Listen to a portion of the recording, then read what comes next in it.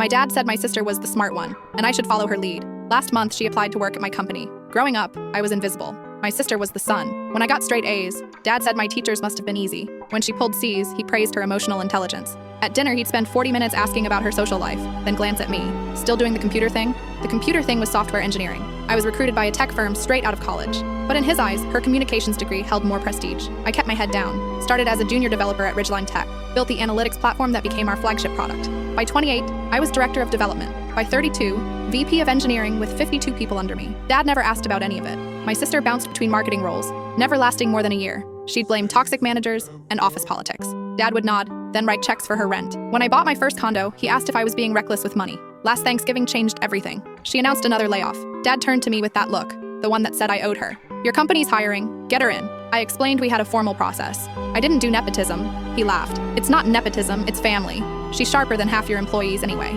I stayed quiet. 3 weeks later, her application hit my desk. HR flagged the shared last name. I recused myself completely and told the hiring panel to treat her like anyone else. She made it to the final round. The presentation portion required a mock campaign for our newest product. She walked in wearing the blazer Dad bought her, smiling like victory was guaranteed. It was a disaster. She hadn't researched beyond our homepage. Her data was 4 years old. When our CMO, Delia, asked about segmentation strategy, my sister froze, then filled the silence with buzzwords that meant nothing. The room went cold. Afterward, Delia stopped by my office. "Your sister," she said carefully, interviewed like someone who's never heard the word no. I didn't respond. "We're passing. Unanimous decision." Dad called before I left the parking lot. "What the hell did you do?" he shouted. "She's devastated. They barely gave her a chance." I said the decision wasn't mine. "Wasn't yours?"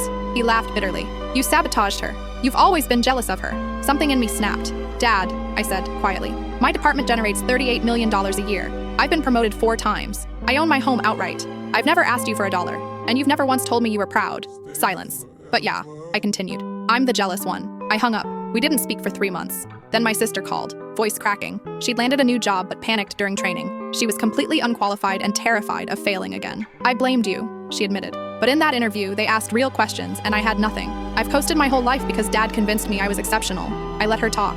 "Can you help me?" she asked. "Not get me hired somewhere. Actually teach me how you built what you built." We met for coffee.